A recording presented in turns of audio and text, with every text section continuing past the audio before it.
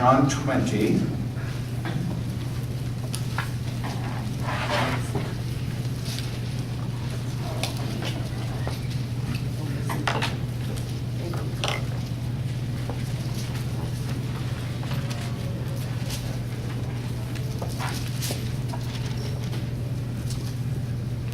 Early on the first day of the week, while it was still dark, Mary Magdalene went to the tomb and saw that the stone had been removed from the entrance.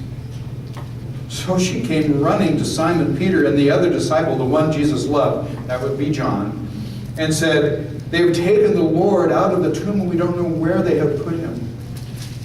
So Peter and the other disciple started for the tomb. Both were running, but the other disciple outran Peter and reached the tomb first. He bent over and looked in at the strips of linen lying there, but did not go in. Then Simon Peter, who was behind him, arrived and went into the tomb. He saw the strips of linen lying there, as well as the burial cloth that had been around Jesus' head. The cloth was folded up by itself, separate from the linen. Finally, the other disciple, who had reached the tomb first, John, also went inside. John saw and believed. They still did not understand from Scripture that Jesus had to rise from the dead. Let's pause there. Thank you so much, Jesus. Do you know that in all of the stories of the resurrection, the same name is mentioned first as having been at the tomb? In every one of the gospel accounts, it's Mary Magdalene whose name is mentioned first. She was obviously very prominent among Jesus' disciples. And just to make sure to go over something we said earlier, but probably something that bears repeating.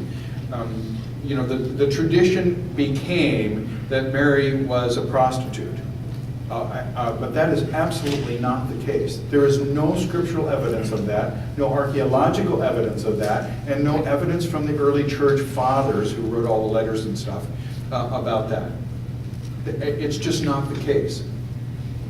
It is also not the case that as Jesus Christ Superstar and other people since, including some very famous producers who have produced other movies that I like, irritate the socks off me about this, have suggested that Jesus and Mary were romantically involved. That's just preposterous.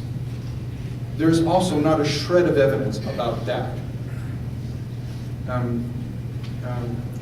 Mary, all we know about Mary, besides the stuff at the empty tomb, is that Jesus had cast 7 demons out of her. And that she followed Jesus, and she was one of the prominent disciples of Jesus.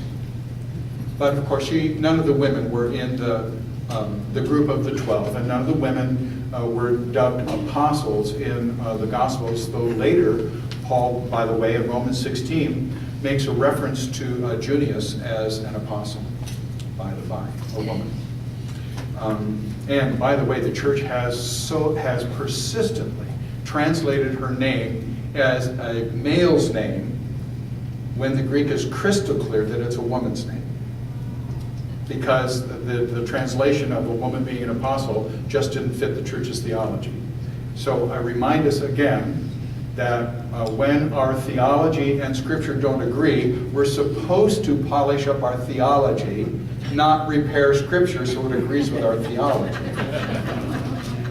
Glenn? Yes, and all the other scriptural references to her, when she's mentioned along with other women, her name is first. Always. And this indicates that she was the oldest of all of them. No. That was the tradition. And so therefore she was an older woman, and because she was able to minister to the needs of Jesus and his disciples, she was probably a woman of means. Certainly not with this other story. I won't even mention Right. indicates. Yeah, she was not a rich hooker. She was probably a woman of means, and she was. Glenn was saying that her listing first may very well indicate that she was the eldest of the women and prominent, and she may well have been a woman of financial means. There's no question that in one of the Gospels is very clear that some of the women supported the ministry of Jesus and the disciples. They had to eat something as they went along, and so on. And there were other very prominent women in the group, but Mary Magdalene is always listed first, either because she is the oldest or simply because she was the most prominent, in the way that Peter is the most prominent of the disciples. And that's just that. He just is. And gets a whole chapter in the resurrection narratives here and gets careful treatment everywhere. So, so let's go back. While it's still dark, Mary went to the tomb, and John does not tell us that other women were along, and that's okay. John has his own stuff to tell, and he doesn't tell every piece of the story. None of the gospel writers tell every piece of the story. And by the way, if you examine their stories really carefully, you see that the substance is the same, but some of the details are in different order and all of that. That bothers us, because if we were writing it, we would make sure the chronology was just exactly so, but the gospel writers in the first century just didn't give a rip. It never occurred to them that somebody would someday care that this guy said this was first and that guy said that was first. They didn't care. Is that clear? It's not that they were sloppy. It's not that they got their facts confused. They just, so anyway, that's just our way of doing history. And just exactly like John puts the cleansing of the temple all the way at the front of his gospel. It's not that John didn't know where it happened. He was there. It almost certainly happened at the end. John puts it at the beginning because he wants us from the beginning to know that Jesus is taking on the entire religious leadership and the entire temple apparatus. And he wants us to see it and to read the rest of what he's got to say about Jesus with that in the back of our minds as what's happening all the time in some sense. Well, in any event, so the details don't always match up. That tends to please, let's see, two groups of people tend to make a lot out of that. Liberals and conservatives. Middle of the roaders don't give a rip. So I don't know what that says about me. But liberals like to say, see, this stuff isn't historical, they just made it up. But there are not good grounds to say that, actually. They did not make this stuff up.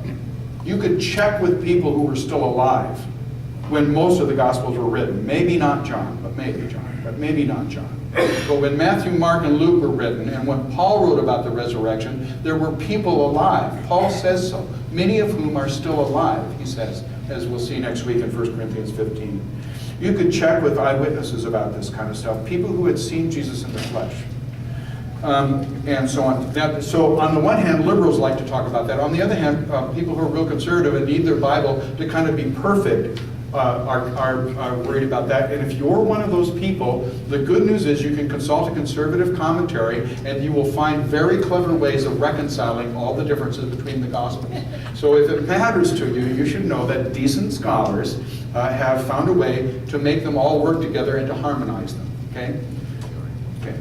So I think the liberals are wrong, and I don't care about the other one very much, but if it matters to you, you should know it's been done. Let's see.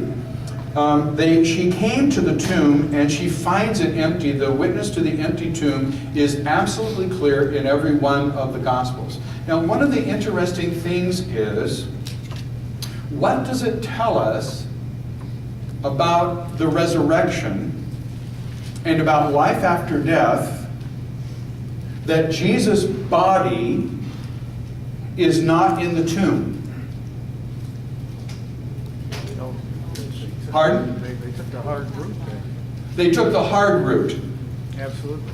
In the sense what? No, because they couldn't, the disciples could easily got together and said they did a spiritual renewal, but they didn't. The disciples could have said he had a spiritual resurrection, and we saw his spirit. Correct. But that's not what was said. No, the tomb is empty. Because